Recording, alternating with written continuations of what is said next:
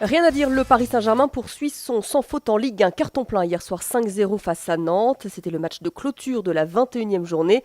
Thiago Silva, Ibrahimovic 2 fois, Thiago Motta et Cavani ont marqué un match plein. Vous savez, quand vous voyez des matchs comme ça, effectivement, des tribunes ou à la télévision, on peut se dire que c'est très facile de jouer comme ça. Mais si vous avez joué un petit peu au ballon, vous apercevez que c'est pas si facile que ça. Parce qu'il y a un adversaire qui attend beaucoup, qui défend beaucoup. Je trouve que sur ce match de ce soir, la grande satisfaction, c'est qu'on a été efficace dans tous les domaines. Et Paris compte déjà 50 points au classement. Monaco reste au contact à 5 longueurs après la victoire à Toulouse 2-0. Lyon, de son côté, a gagné à Reims 2-0 également. En Angleterre, grosse prestation de Samuel Eto'o. Avec un triplé, il permet à Chelsea de battre Manchester United 3-1. Les Blues reviennent à 1 point des Citizens et à 2 d'Arsenal. Alors qu'en Espagne, le Barça s'est contenté d'un match nul 1 partout sur le terrain de Levante. Match nul également, 1 partout entre l'Atlético Madrid et le FC Séville. Les Madrilènes ratent le coche et restent 2e derrière le Barça au classement. Les Bleus poursuivent sur une très bonne lancée à l'Euro. Victoire hier soir 27-25 contre la Croatie.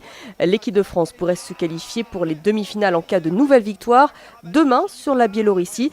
Mais Claude Onesta préfère attendre avant de s'emballer. Je ne dis pas qu'on n'osait pas espérer tout ça, mais bon, on le prend avec beaucoup de plaisir. On va surtout rester très concentré sur la suite parce que perdre contre la Biélorussie, ça voudrait dire foutre en l'air ce qu'on a fait et qu'on a construit depuis 3 semaines. Donc il est hors de question que ça puisse arriver. La grosse poisse pour Philippe Saint-André qui a perdu 2 éléments majeurs. Thierry Dussautoir s'est blessé à un biceps en Coupe d'Europe. Le capitaine du 15 de France en a pour 4 mois de convalescence. Par conséquent, il va manquer le tournoi destination. Et puis saison terminée pour Sofiane Guitoun, du coup également forfait pour le tournoi. Lui souffre d'une rupture du tendon d'Achille gauche. C'est l'hécatombe chez les Bleus. C'est toujours difficile, mais bon, il faut positiver. Imaginez qu'on aurait eu le même week-end, mais à 6-7 jours de la préparation pour l'Angleterre. Là, on va avoir le temps de la digérer, de se préparer et surtout de trouver un groupe le plus compétitif possible pour jouer les Anglais.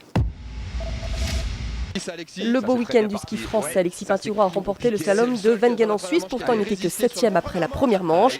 Le Français signe sa première victoire de la saison. Et puis avant les Jeux de Sochi, c'est également encourageant pour Simon Fourcade, Alexis Boeuf, Jean-Guillaume Béatrix et Martin Fourcade. Eux ont gagné le relais en biathlon. Première victoire des Bleus par équipe cette année. Je ne veux pas m'enflammer parce qu'aujourd'hui, il n'y avait non plus pas les meilleurs Norvégiens, pas les meilleurs Russes.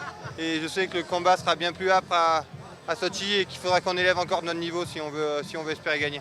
Donc voilà, je sais que ça passe par ça pour avoir un bon souvenir de Sochi quand je serai vieux et j'ai vraiment envie d'avoir un bon souvenir de Sochi.